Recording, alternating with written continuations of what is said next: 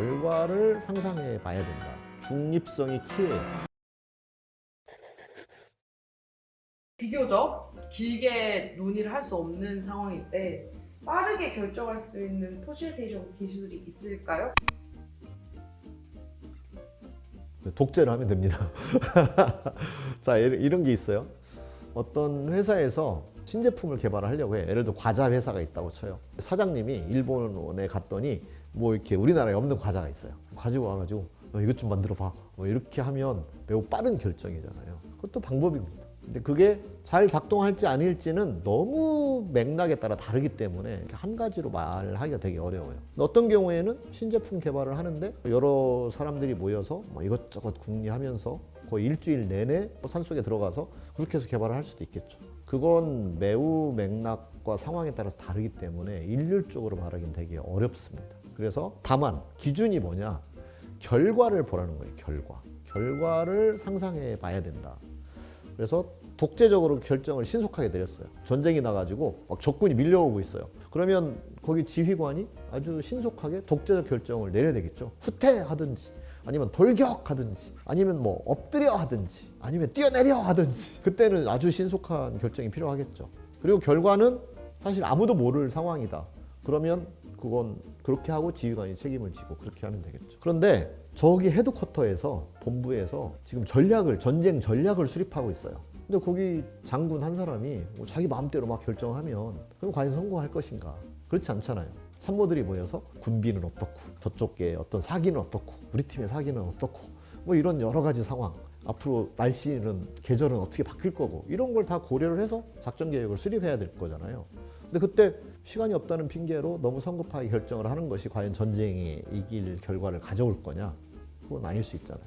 그래서 뭔가 신중하게 여럿이 모여서 시간을 들여서 결정해야 될 것. 그건 어떤 경우냐면 그 결정의 결과가 아주 길게 여러 사람에게 미칠 것.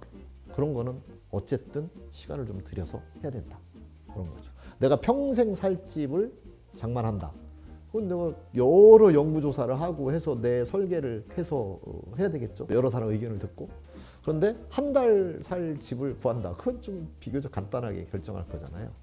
그래서 그런 상황들, 오래 영향을 미치느냐, 폭넓은 사람들에게 영향을 미치느냐를 가지고 기준으로 삼아서 결정을 하면 된다. 그 다음에 하나를 더 포함한다면 독재적으로 결정을 했더라도 사람들이 따를 거냐, 아니냐를 봐야 돼요. 결정을 하는 이유는 결정해서 실행하는 거잖아요. 근데 결정은 금방 했어요. 근데 사람들이 안 따라요. 다 저항해요. 그러면 아무 소용이 없잖아요. 시간이 진짜 많이 걸리는 거니까. 그러니까 시간을 딱 결정하는 데까지 걸리는 시간만 볼 게 아니라 이걸 실행해서 어떤 사업이 완수되는 데까지를 봐야 된다. 그랬을 때 이 전체 기간을 어떤 게 더 절약할 것이냐? 차라리 3, 4일 회의에서 결정해서 실행하는 게 더 이 기간을 서너 달 단축할 수 있다면 이게 시간을 많이 들인 게 아니죠, 실은. 오히려 시간을 절약한 셈이 된다. 이 점도 같이 고려하시면 좋을 것 같습니다. 일반적으로 우리가 도구나 기법 이런 것들을 쓰는데 그건 뭐 수백 개가 있어요. 수백 개가 있는데 그걸 다 여기서 거론할 수는 없고 예를 들어서 브레인스토밍을 하더라도 전문 퍼실테이터가 브레인스토밍을 진행하면 그런 경험이 없는 사람이 할 때 비해서 시간이 훨씬 절약되거든요. 그 시간을 절약해 준 만큼 퍼실테이터가 페이를 가져가는 거다 이렇게 볼 수 있죠. 똑같다면 그 사람들이 지불할 이유가 없을 거잖아요. 그래서 기법이라고 하는 건 어떻게 보면 질문의 순서를 정하는 거다 이렇게 볼 수 있어요. 그래서 어떤 질문을 먼저 던지고 그 다음 질문을 무엇을 하면 좋고 또 그 다음 무엇을 하면 좋을지 처음에는 과거의 경험들을 좀 끄집어내는 그런 질문이 필요할 거잖아요. 뭐 이 업무 하면서 제일 어려웠던 게 뭐예요? 또는 뭐 어디 다른 회사 본 것 중에 가장 부럽게 느꼈던 게 뭐예요? 뭐 이런 것들을 꺼내는 게 좋겠죠. 그 다음에는 이제 우리 회사는 어떻게 하면 좋을까요? 이런 아이디어를 낼 거고 그 중에 제일 아이디어 가장 좋은 게 뭐예요? 이렇게 물어보는 순서가 있을 거잖아요. 그걸 통해서 시간을 절약할 수 있다. 근데 보통은 시간을 왜 낭비하게 되냐면 한 사람이 처음부터 그냥 끝까지 결론까지 아예 다 내놓고 혼자 막 다 말을 하는 거예요. 나머지 사람들은 별로 수긍이 안 가는데 이제 혼자 다 말을 해놓고 자기 말할 기회도 없고 그 사람 말을 또 다른 사람 시키면 또 그 사람도 처음부터 끝까지 혼자 말을 하고 결론이 안 나요. 그런 일들이 벌어지게 되는 게 일반적인 회의의 그 패턴이죠. 네, 근데 그거 하나만을 놓고 보면 또 문제가 발생해요. 도구만 갖다 사용하면 회의가 잘 될 거냐? 그렇지 않거든요. 그래서 앞에 이야기했던 철학이 있어야만 되고 이론도 있어야 되고 그래서 그걸 같이 결합해야 된다. 도구, 이론, 스킬, 철학 이 네 가지가 결합되지 않으면 효과적으로 퍼실테이션 하기가 되게 어렵습니다. 자동차를 만들고 싶어요. 근데 제가 자동차를 빨리 만들 수 있을까요? 불가능하잖아요. 근데 지금 어느 회사에 자동차 회사에 가면 자동차를 아주 빠르게 만들잖아요. 그럼 거기에는 장비, 도구 이런 것도 있고 거기서 일하는 사람들의 스킬도 있고 어떻게 해야 뭐 연비가 좋고 바퀴가 굴러가고 어떻게 해야 뭐 이게 좋다라고 하는 여러 가지 이론이 있고 그 다음에 자동차를 안전하게 만들고 소비자가 원하는 자동차를 정말 잘 만들겠다는 철학이 있고 다 있어요 원래.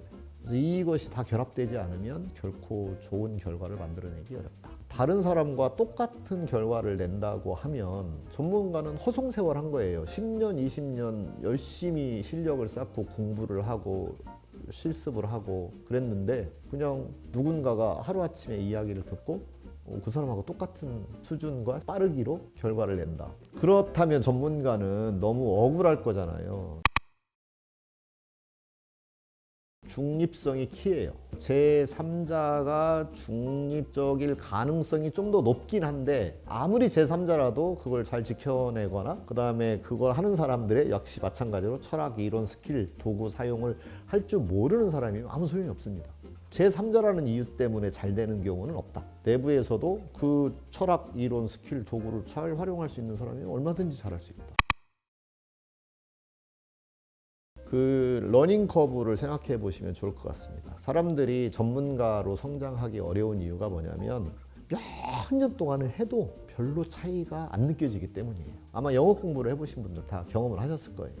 영어를 해도 그냥 그저 거기 단어 외우는 거나 잊어버리는 거나 비슷한 수준이 되게 되는데 그것이 일정 기간 쌓이게 되면 폭발적으로 자기 실력을 발휘할 수 있게 되는 그리고 엄청난 경쟁력과 차별성을 가지게 되는 시기가 오거든요. 근데 이때까지 밀어붙이는 의지가 사실 필요하긴 합니다. 그건 어느 전문 영역도 마찬가지다. 그래서 평범한 삶을 살려고 한다면 이 고통을 굳이 감내할 필요가 전혀 없습니다. 근데 내가 뭔가 더 잘하는 사람이 되고 싶어 한다면 이 과정은 필수다. 이렇게 말씀드리겠습니다.